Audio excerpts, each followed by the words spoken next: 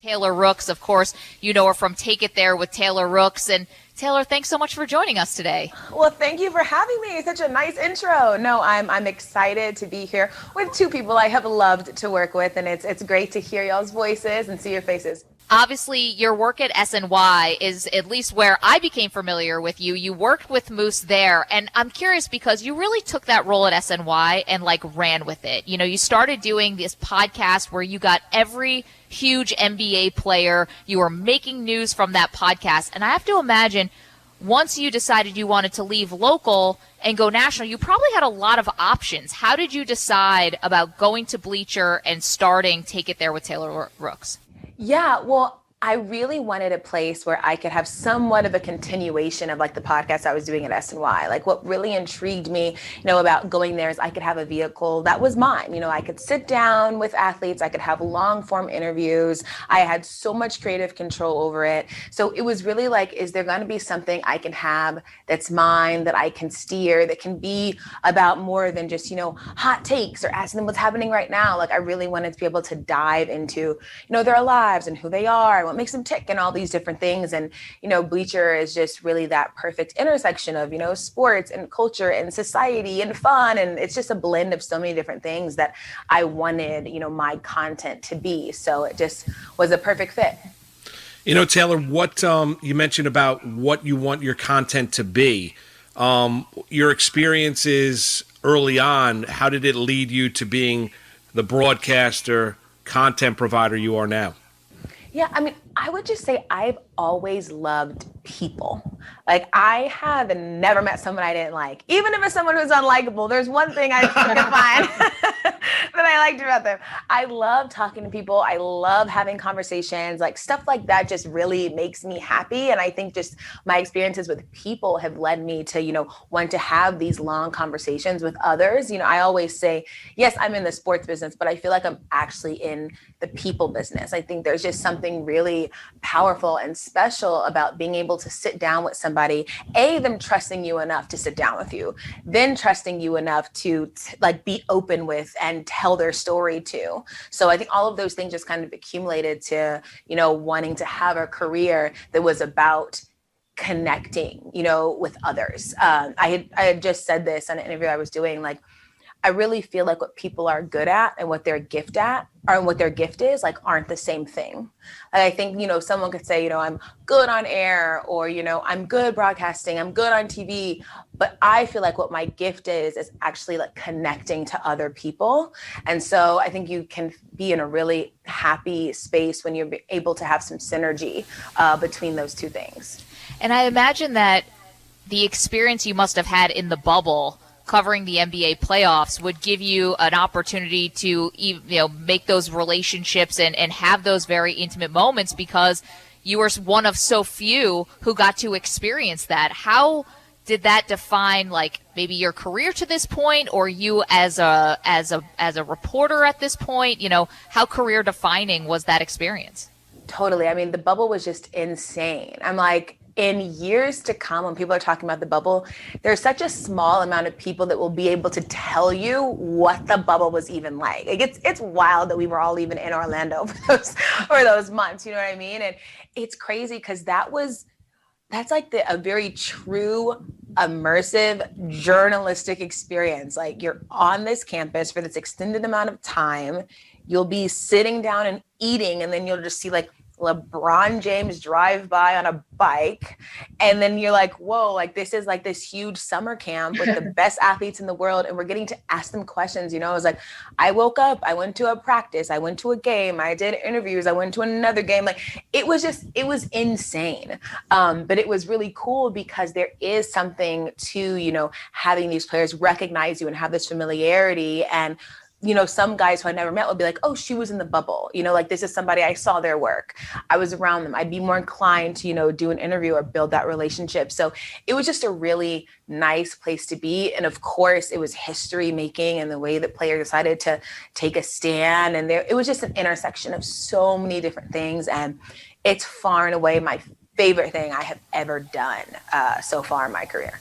How big did that feel in the moment? Because at some points you're doing your job, you're seeing that the players walked off the court, they're deciding whether or not they want to continue to play, and then they start meeting with politicians, over the phone or Zoom calls, whatever it was. They start asking for things, and really big things like, making arenas voting places. I mean, things that really ended up impacting the election in 2020. And I'm curious because you must realize in the moment that it's huge, but how do you not allow that to affect the job that you have to do? No, totally. And like that was one of the few moments in time that a historic thing was happening and you felt like a historic thing was happening. You know what I mean? Like I point to when the NBA shut down after it was announced that like Rudy Gobert had COVID-19, like that, I remember being like, dang, like what is going on? Like it felt like the moment felt as big as it was because you knew just like the lasting effect that could potentially have. And so in the bubble, when we're all like on the court, clock hits 0, no one's out there. We rush to the back. We realize that the Bucks aren't going to play. We hear them in the locker room and like talking to people via Zoom or something. It's just like staticky voices. You hear some like passionate conversations. PR comes out and tells us none of the games are going to be played. And like, you're just like, I am living in this moment that we're going to be talking about forever. Like it really did feel that way. And honestly, for me, the way that I didn't let the moment affect the work I was doing was by like letting myself feel the moment. Like I thought in that specific like instance, it was important to like say how you felt, that you could feel the weight of the moment, that this was important, that it was emotional, that guys were emotional there, that it was a hard decision. Like all of those things, I think, were one of the reasons a lot of the reporters in the bubble did a really great job because they were honest about how they felt about it too. Because the challenge with being in the bubble was there's such a small amount of people and you're wanting everybody out of the bubble to feel like they're there with your work. And I think the best way to make somebody feel like they're somewhere is to give them the emotions that you're feeling too. I think that's why it was really powerful, when George Hill spoke and they got out there and they, delivered that. It was important when you would hear Chris Paul talk about voting and you hear LeBron talk about Breonna Taylor. Like sometimes letting the moment happen is the best way to get the work done. We're chatting with Taylor Rooks, and you did an amazing job down the bubble, Taylor. And and I miss seeing you at SNY. You're tremendous to work with over at SNY as well. Want to ask you, where do you think, the use of, how the medium is developing here, right? You see it TV, you see it obviously digitally, the use of social media, Taylor, for where everything is going. You're a very progressive-minded, woman in the industry, very forward-thinking. Where do you think everything is going?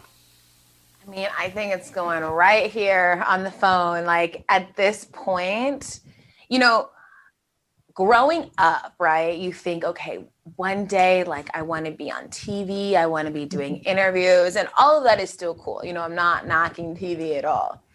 But I think there isn't that much of a difference these days, right? Like when people have content that they want to consume, when they have personalities that they like, when they have even athletes they want to follow, like you're not really tuning into TV to see what those people are talking about. You're looking at their Twitter, you're looking at their Instagram, you're seeing if they have a podcast, like it's right here in the palm of your hand.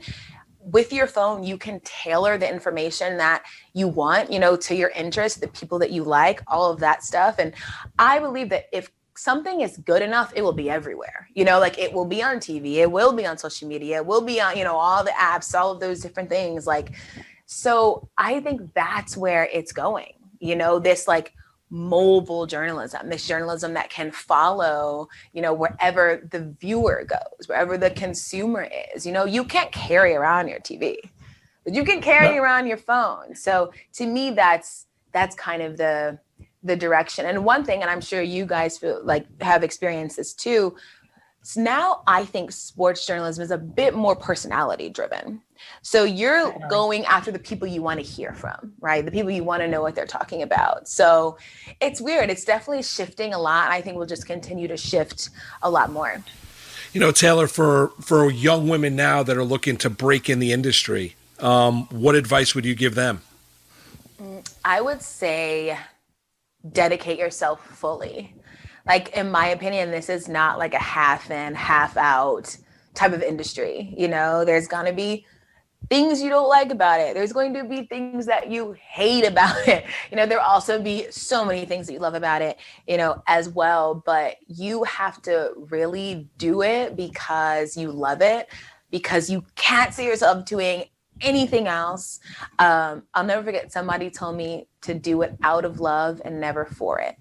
And I always try to tell myself that all the time. And it's so true. Like, this is not a thing that you can do because like you want people to watch you or want people to like you or whatever it is. Like, it's just a thing that you have to do because you're moved by it. And it's the thing that fuels you. It makes you feel like super passionate. And I think passion changes throughout time. Like, each stage of my career, what I have felt I was passionate about or what fulfilled me has changed. And I'm just always trying to get closer to what that thing is. So I would tell, women to think about like, what makes them special in the space? What are they going to bring to it? What moves them? And fully dedicate to that. And also don't try to be like anyone or anything else. Like, when I first started, I was trying to act like a journalist. Like, I was trying to play the role of like journalist, that I saw on TV and stuff. And I felt like life and opportunities didn't really open for me until I was like, no, like the best thing you can do is just like play the role of Taylor, So I would say, yeah, do you and be you and dedicate fully to whatever that is. Oh my gosh, Taylor Rooks is our guest. I cringe when I go back and look at some of my old videos. I'm like, why am I trying to be Walter Cronkite? Like, this is ridiculous. I think the man's not landing on the moon. That's not what I'm doing here. And I remember a boss once said to me, we need more Maggie. And I literally said back, don't you mean you need more Andrea Kramer? Why would you want more Maggie? Don't you want more her than me? But when you say that, like, one thing that I've found that I think I've appreciated so much about women working in the industry today, and what I really hope continues into the future, is that there's no longer this idea that there can only be one of us working at one job. Because for so long it was, okay, we got space for one woman. So you guys are all competing against each other to get these jobs. And it created this super competitive atmosphere. Obviously, we're women who are driven to do this anyway. It's a lifestyle job, as you mentioned. You don't just turn it off. It's like a 360 thing that kind of happens all the time. And then we would all compete with each other. And I've appreciated so much that that's changed. And I think a relatively short amount of time where you have more women who are supporting each other because we realize that there's room for more than just one of us somewhere. Totally. Yeah. And having more than one makes the space better. Yeah. I think having women in sports media is actually necessary. You need those opinions. Like, I'll watch shows and I follow so many women on social media, and like their perspectives add to the conversation. Like, it's a very necessary part of the conversation. Years and years ago, these sports shows would be 4 white men, and a lot of them would be saying the exact same thing. And it's like essentially 4 of the same opinion with a different face, but you have to add, differences. You want, your media to reflect what the world looks like.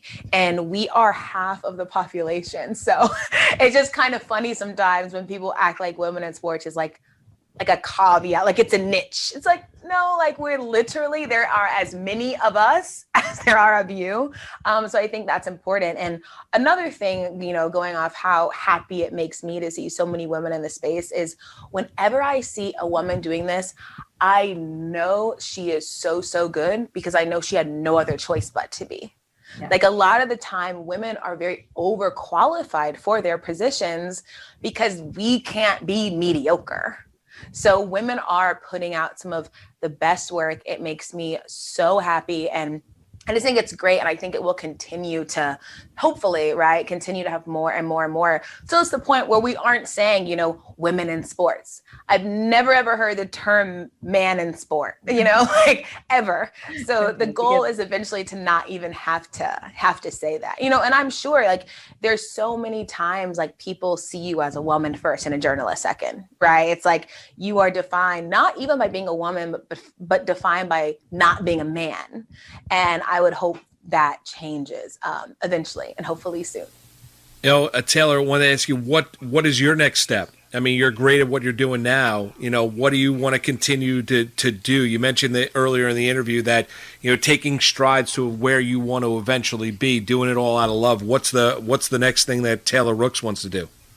Yeah, I mean, I just know that the thing that always just makes me feel the best is having long conversations. And I think that we really do lack that a lot in this space, like just actually getting to know these people in a real way and not having them just confirm what we already think about them by asking them questions that confirm those things, right? Like, I think people should be allowed to tell us who they are, and instead of the other way around. So I don't know what my ultimate goal is. I just know what my ultimate goal feels like. And, it's that I want to be able to sit down with people. I don't care if it's on TV. I don't care if it's on the internet. And just as long as I'm doing that and people are watching, I always say, I think about like Oprah, right? And when I was growing up, I knew the exact time my mom was going to be watching that. And I knew that like 90% of the houses in the neighborhood were watching that. Like it was very necessary consumption. It was like a societal thing. And that to me is like the ultimate thing that you can get to, where if you didn't watch my show, you feel like you missed out. So that's hopefully, one day what I get to do and be.